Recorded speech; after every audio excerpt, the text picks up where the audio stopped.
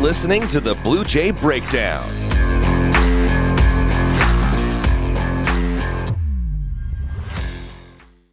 Welcome to the Blue Jay Breakdown and a Bellinghausen and Drake Keeler here to talk some Creighton women's hoops. But first, let's talk about the Omaha Supernova. So they're playing tonight at 7 p.m. at the CHI Health Center. But if you can't go tonight, you can catch them Sunday, February 18th against Orlando. Got to get out to a match if you're in Omaha. Pretty fun stuff. But speaking of more fun sports, Creighton has been on quite the roll here. Yep. Drake, let's start with that Butler win, and a slow start for the Jays, but they got it rolling. Yeah, 2 road wins this past week. First at Butler, that was a slow start, like you said. Butler's they're not good, but they've challenged some teams. I think they also led Marquette in the first half of their matchup as well recently. So they've been able to do that against good teams. Of course, big third quarter run from Creighton, a good game from Emma Ronsick, just stuff you like to see. Offense got going, and that was it. They kind of just cruised to the end, even though it wasn't quite, blowout. So, yeah. It doesn't have to be the prettiest every time, but absolutely. You'll absolutely take a road win. And then Xavier as well, the team really took care of business there. The third quarter alone against Xavier had 22 points to Xavier's 10, so pretty impressive stuff down the stretch. Creighton's number 22, and now they're number 21, in the country. Yeah, don't disrespect. Jeez, 19 and 3 on the season, and then 10 and 2 in Big East play. So really impressive resume Creighton's putting together. Just kind of rolling through the conference schedule. But what did you think about that Xavier win? Yeah, I mean, they've just been really impressive as of late, and they've kept it up. Obviously, Xavier, they've really struggled in one win on the year. But, Creighton took care of business, and that's what they've done through this whole 9-game winning streak. They got the big win over Marquette, and every other game they've done what they're supposed to do. And, that's something you got to praise the team for. We've seen the big performances from Emma Ronsick. Just that whole starting lineup has just been great, and you love to see that, and that's what's going to carry this team through the rest of the season and into the postseason.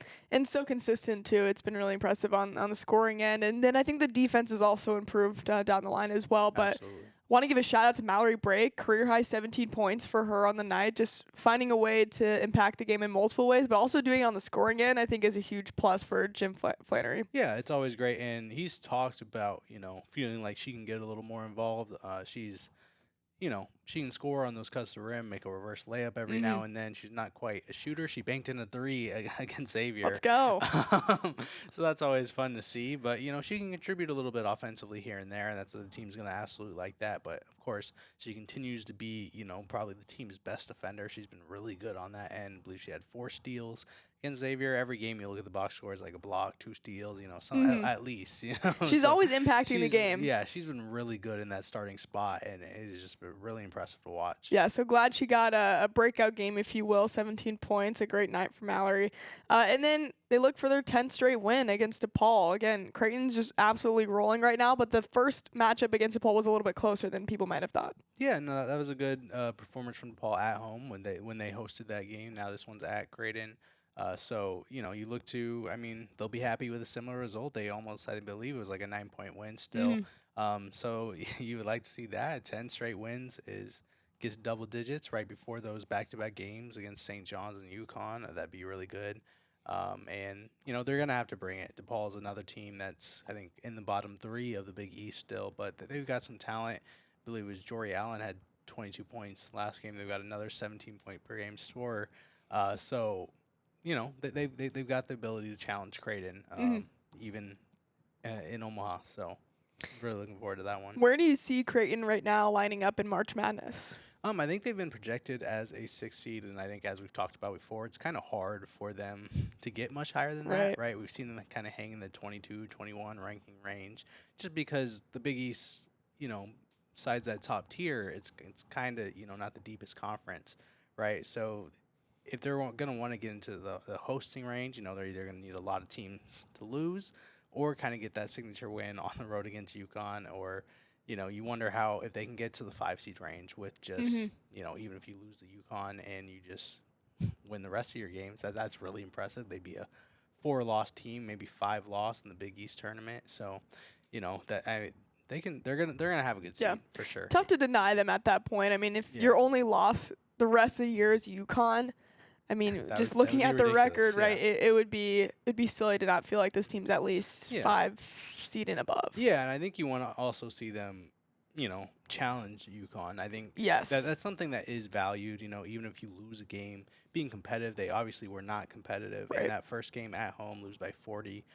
If they can, at very least challenge UConn on the road, I don't think that's out of the picture for this team and its talent. It would go a long way for sure.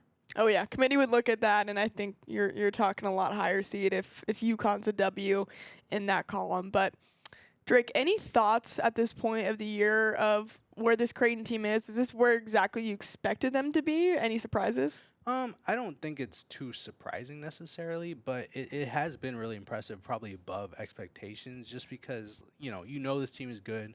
You know that they're, probably the second best team in the Big East. Mm-hmm. But to do, what they're doing night in and night out, have a 9-game winning streak, only have lost 3 games so far, one of those to UConn, another to Marquette, a team they got back and won against, and the other one to Green Bay, which is also looking like a tournament team. A great team, yeah. A team that people knew they had a good record last year too, but you didn't want to lose that game at the time, and now it looks a little better. Mm-hmm. So it definitely does. That's a good Green Bay team.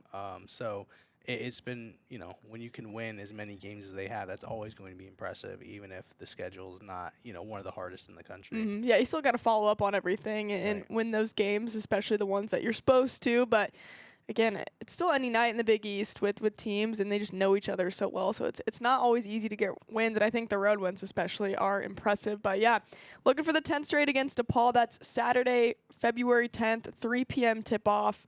Can't wait for that one. Follow Drake Keeler for all your updates, and thanks for joining us on the Blue Jay Breakdown.